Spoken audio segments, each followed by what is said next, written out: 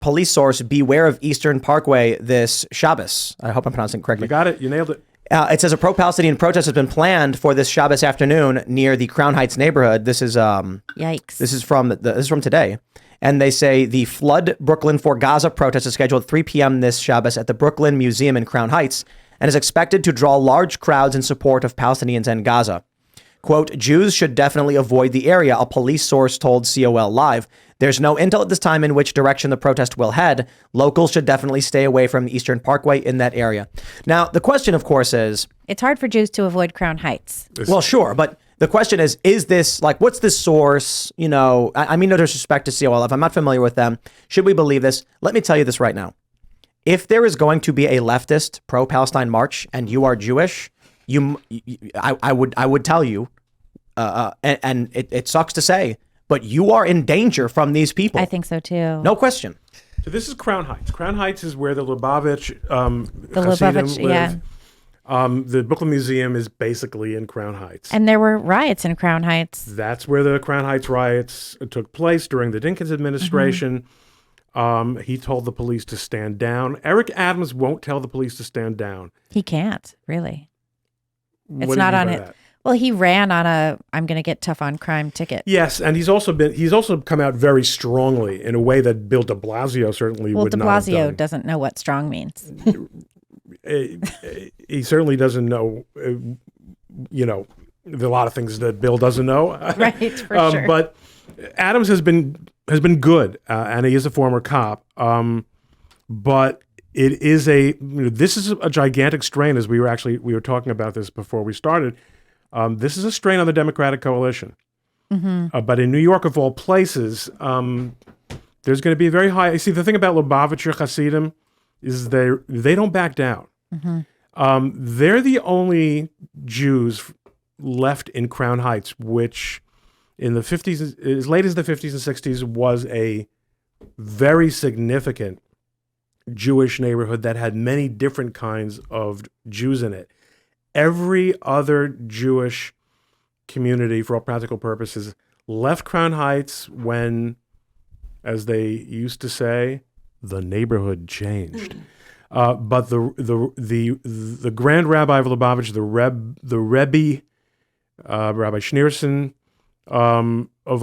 said we're not going to run. This is our neighborhood, and we're staying here. These are tough guys. The problem is they're a minority. Jews are not actually particularly handy in the United States with self-defense. But on the other hand, a lot of lessons have been learned. The idea that the New York City police would permit an encounter between the Hasidim of Lubavitch and this protest is insane. We don't know which direction they're going to go in. You got to make sure you know what direction they go in, and you got to make sure it doesn't go in the direction. Do you think there'll be violence in Crown Heights? I really don't think so. But then again, a lot of things have happened that I never thought would happen. Mm-hmm. Yeah. We have this tweet from Nikki Fried. She's, of course, a Democrat running for governor in Florida, chairwoman of the Florida Dems. She responded to a video we just talked about in a previous segment. Jewish students at Cooper Union College have been locked inside the library for their own safety as a mob of anti-Israeli protesters block the doors. She said this is outrageous. No, those are not Israeli students. Right. She said, this is outrageous, and we are seeing these types of videos and stories all over our country. We live in a civil society where this is not only not okay, but illegal, and everyone has a responsibility to stand up against hate speech. Let me also be very clear, anti-Israel is anti-Semitism. The Democrats are going to be ripped to shreds this election cycle over this issue. Really? You really think so? Absolutely. Nikki Fried is trying to win over Democrat votes in Florida, and she's coming out in defense of Israel. Good luck. Now, a lot of prominent liberals have begun to push back on the left. We had and people in pop culture. Look at the Harvard students who came out. There was that blacklist against them because they're pro-Hamas. And it was not just pro-Palestine. It was them calling the Hamas the resistance fighting back. I mean, this is crazy stuff. If you're a Democrat and you need that 10 to 20% of progressive left vote and you are pro-Israel, you've lost it. No question. These people are fervently anti-Israel. There were also 3,000 UK artists who signed a letter that was basically pro-Palestinian, pro-ceasefire, anti-Israel. It's we were talking about this yesterday. The amount of celebrities I've watched come out and try to find middle ground only to be torn to shreds on both sides has been truly incredible to watch. As 3,000 of them signed the letter to Biden 2 days ago, right? That said the that Hollywood please, people, yes, right? the Hollywood people, right? So a lot of those people who are like leftists, or at the very least, they vote Democrat all the time, right? Mm-hmm. And they're realizing now just how fractured aspects of the party that they've supported for all these years actually are, because they're seeing something they've never seen before. It's like I said earlier, I will never be more amazed at the idea of the people who've been calling people Nazis for 4 years breaking down and doing this. It's absolutely insane. But I just don't think that a lot of the celebrities who maybe they vote Democrat, but they don't pay super close attention to politics other than Orange Man Bad, right? They don't really look at it that closely. Maybe they follow their local governor's race or something like that. But they didn't realize, if you're not super politically aware, if you're not following what's going on in the news, you wouldn't know this was happening. It's kind of the same way when we were talking a while ago about what was happening in England a couple of years ago when the Muslim population was protesting LGBTQ stuff within the school districts there. That was so fascinating. Right? Yeah, so I covered it that. goes a lot to that same. They don't realize that there is fracture within their audience because it's a weird type of cognitive That dissonance. happened in No, I Maryland, think and that's been happening in Canada too. I think it's because they don't pay attention. So we have this idea. It's a really good idea. It's a game show. I think we should do it. So maybe we should need to get someone who's going to start setting it up. It's a political trivia game show where we get left versus right. And we ask basic topical news questions. And then we see who gets the most correct answers. Maybe a little history, maybe a little modern history. No, of course. Right, yeah. For sure. Like I who really built wanna- the Berlin Wall? This would be would be interesting because like what would happen is I think both sides would I'm correct, and they would cite their news source, which would be CNN, and then somebody else would cite another source, or they would just citing sources. It doesn't matter. The question that I like to cite is, what was the name of the Ukrainian prosecutor fired after Joe Biden threatened to withhold $1 billion in loan guarantees? Of course, the left is going to say, huh? And the right's going to go, Viktor Shokin. And it's like, well, another 1,000 points for or the right. the left will just say that didn't happen, and you're like, actually, it did happen, and you'll have to explain it all. No, like, you're wrong. You're wrong. So the lefties won't come on your show because they will not be confronted with facts. You know how many times I've tried to get people from the left on my show? Of course. But my point, the point I want to make, going back, outside of the game show question, is Tara Strong, voice actress, very well known, like one of the most famous voice actresses of our generation, Harley Quinn, Batgirl, Timmy Turner, you name it. She was very woke and very left, despite the fact the left has been saying for a decade plus, for a long time, that they want to end Israel. Patrisse Cullors, 2015, Black Lives Matter, saying, end the imperialist project that is known as Israel. And she didn't care. She didn't care when people like I or you or any of us said calmly, hey, like, this is not good. You shouldn't support these groups. No, she blocks you. She says, screw you. I'm going to stay in my lane and keep getting my paychecks until Hamas massacred a bunch of civilians. And that's part of their doctrine, to kill civilians and capture them as bargaining chips. And when she got mad and tweeted, this is an outrage, they fired her. Yep. They fired her from her job. Really? Didn't even tell her. She found out on social media. Just tweeted, she's no longer going to be voicing this character on our show. Without like, seriously, you got a problem with someone's tweet, you call them on the phone first. Right? Nope. And she was shocked. She was so shocked by this. Yep. And that's like what happened to Gina Carano. Yeah, but Gina Carano did nothing wrong. Right. Like but Tara chose to side with people who are evil and have for a decade been longer than this, but prominently calling for an end to Israel, and she ignored that. Because at the time, what she was protesting or what she was virtue signaling about had nothing to do with it, so it didn't matter at that time. If it's BLM, they're worried in 2020 about what's going on with Black Lives Matter and George Floyd, but it's just that the chickens had not come home to roost yet, because now we're here. There's a famous poem that's kind of about when you don't speak up for other people and what eventually happens to you. But I'll tell you something. Wait, Amy Schumer wrote that, right? Well, speaking of Schumers, that was exactly the point I was going to make.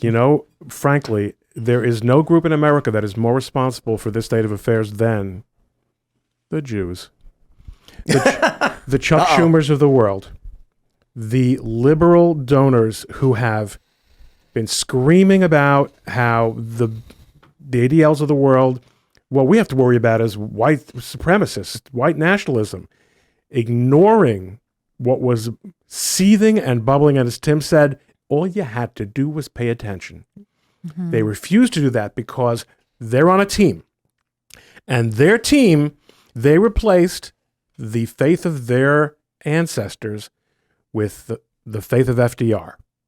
Interesting. And the American, the Church of the American Assimilated Jew is the Democratic Party, and Democrat and Jewish institutions that have been so profoundly influential because of the ability of Jews to succeed in so many areas of endeavor.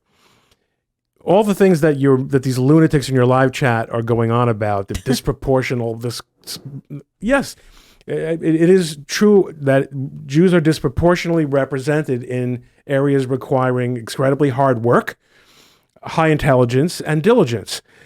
Surprisingly to people who are unfamiliar with those concepts, but not surprisingly to the rest of us. Jews have been in a position to stop it from happening, and they have not only let it happen, they have enabled it. Someone like Chuck Schumer, nothing is more important to him than maintaining his personal position of power and privilege in the United States Senate so that he let the Iran deal go through.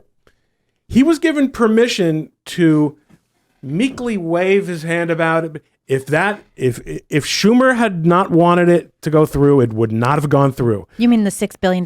No, I'm talking about the original Obama Iran deal. Going back. Okay? Yeah. AIPAC, the entire purpose of the existence of AIPAC is to prevent things like the Iran deal. They did not prevent it because they didn't want to rock the boat with the Democratic Party.